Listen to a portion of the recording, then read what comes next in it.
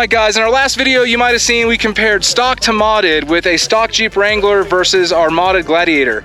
But in today's episode we are taking 3 Jeeps on one of the most iconic trails in Colorado, Red Cone, to compare modded versus madness. And this is our good friend Jesse.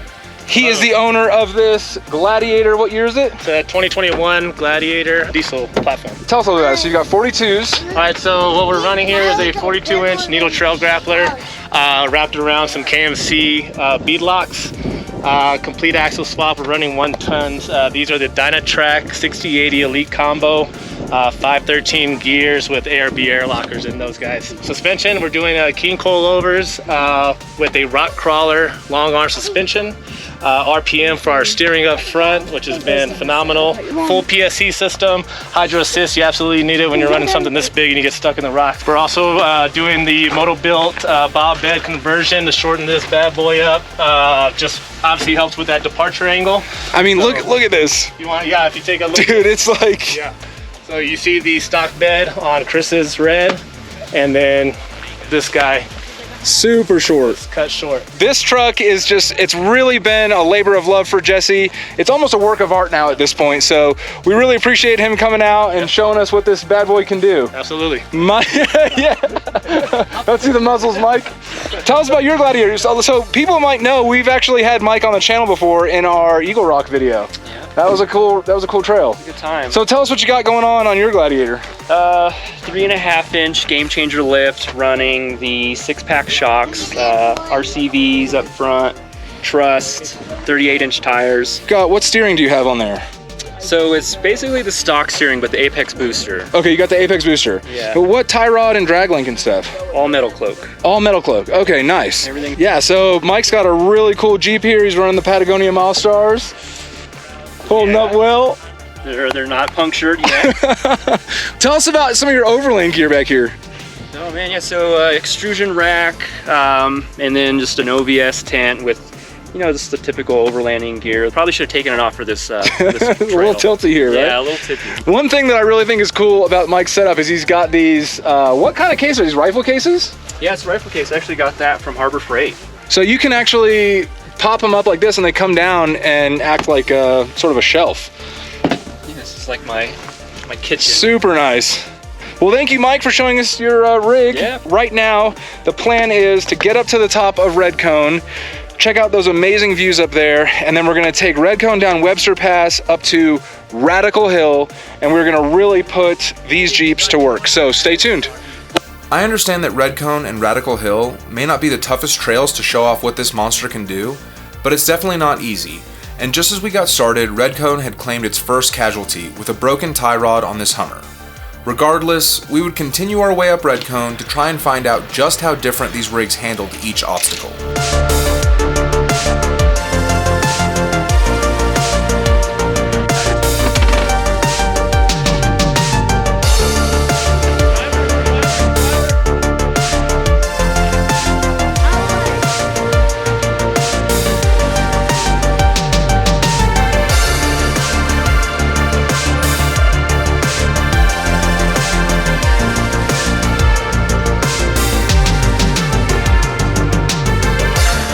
Watching the FJ on the Gatekeeper really gives you a great perspective on just how big this obstacle is. And while none of us had any problems, the first major difference with a rig like this is that there's really no such thing as a bad line. You can go literally any direction and you're gonna get over it just fine. Whereas Mike and I might drag across the whole obstacle even after we've picked a decent line. Where are we going in the 4-wheel drive?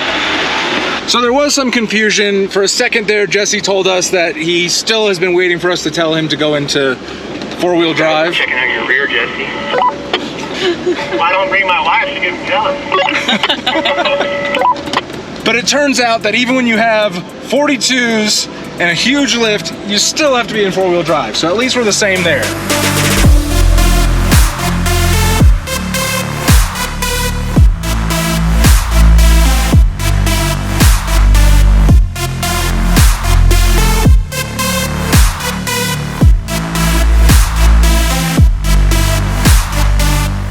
This was the first obstacle where I was shocked at the differences. Where Christian and I had to methodically choose our lines, spending a lot of time going slow, mainly for the fear of breaking something, Jesse could just fly right over the entire section almost faster than I could film it. And that's the difference when you have 60s in the front and 80s in the rear. Oh, feel it. There you go. There you go.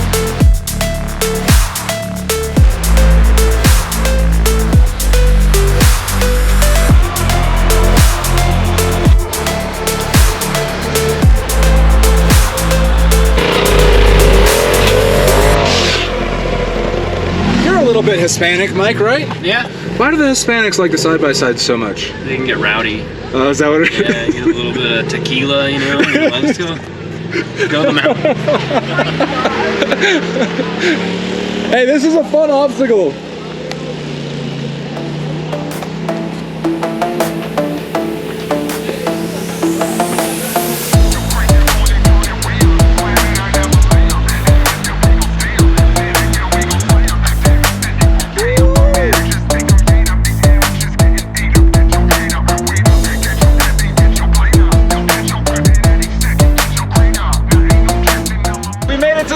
And everybody did great. This thing is just a beast. This trail's not super easy, and of course everybody can make it, but I think with something like this you can just cruise up here super fast and see a lot more a lot quicker. From the start to the top of Red Cone, the biggest and most amazing difference was just how fast Jesse could fly over pretty much any obstacle. We got to a point where we almost felt bad because it took Mike and I so long to get over certain parts, and we felt like we were just holding Jesse up. But the video doesn't stop here, because now we're headed to Radical Hill to see if we could find anything that could pose even a slight challenge for such a built rig.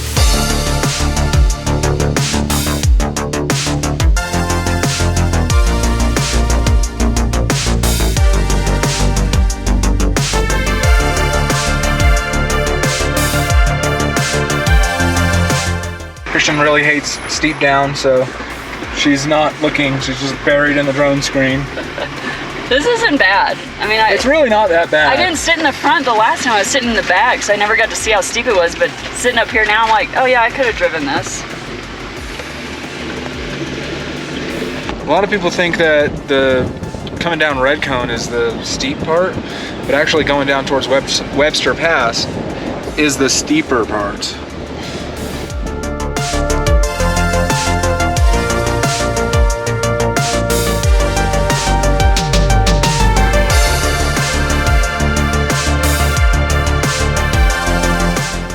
All right, guys, this is it. We just started Radical Hill, and already right off the bat, it looks pretty gnarly. But we're on a mission to find out, modded versus madness.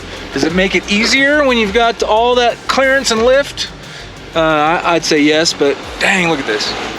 On our way up to the first obstacle, we were met with several guys on side-by-sides coming down, warning us of just how nasty the trail ahead was. But feeling confident that at least Jesse could make it up and drag us up with him, we pushed ahead. Radical Hill's about to get radical. Yeah, that's pretty good. Got all the elements, some water. Yeah. All right, let's do it. I'll go first. You don't have a choice. Kinda have to. Keep going. Yeah, stay on that line. Like literally stay there. Yeah, You're on the back straight there. out. Keep going. Yep. You're stuck on your diff. Oh, the diff? Yeah. Oh, I didn't even hear it. Yeah, you barely. There's like a piece of the rod that goes like that, and then. So can I climb more driver? Yeah, you can go more driver. I didn't like think you were gonna catch that, but yeah, you barely touched it. Yeah, just go more driver. You can.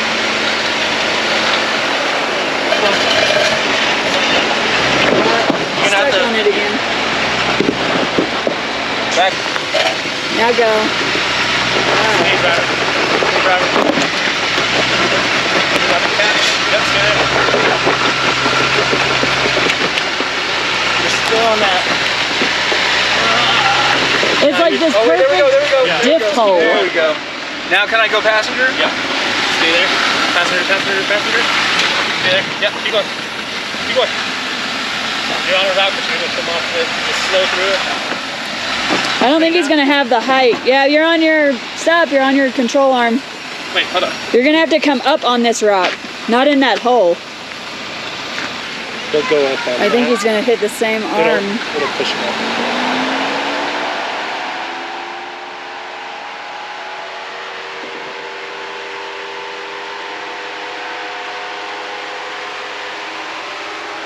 Now it was Jesse's turn, and if we had to summarize this video in one clip, this would be it. It was crazy how easy he made this look.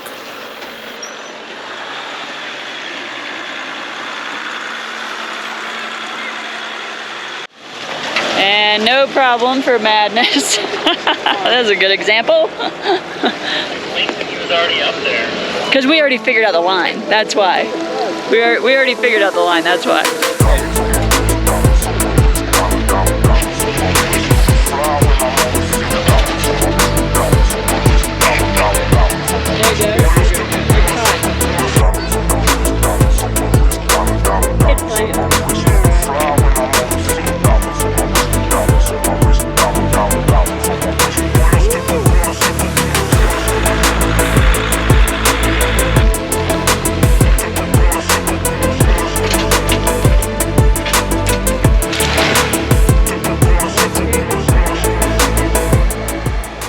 This whole section of the trail is pretty sketch.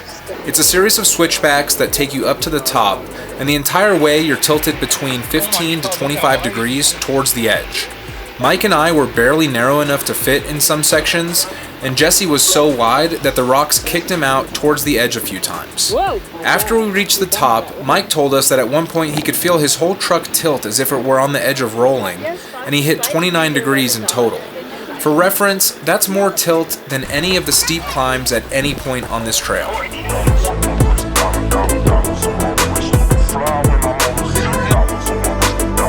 Alright guys, we made it to the top of Radical Hill.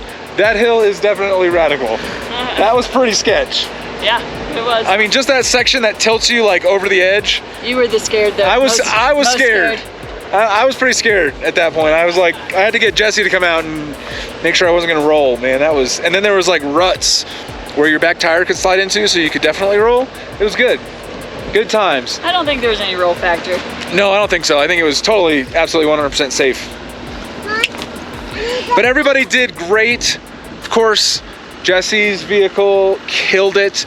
They even got to a point where I was like, dude, just go ahead in front of me because, you know, he can go so much faster. He's so much more stable, so much more planted. There's so many benefits to being that built. I mean, it just gives you another level of confidence on the trail. Even though, you know, we're built, but this is on a whole nother level. So now we're gonna make it down towards the town of Montezuma and enjoy the rest of the trail.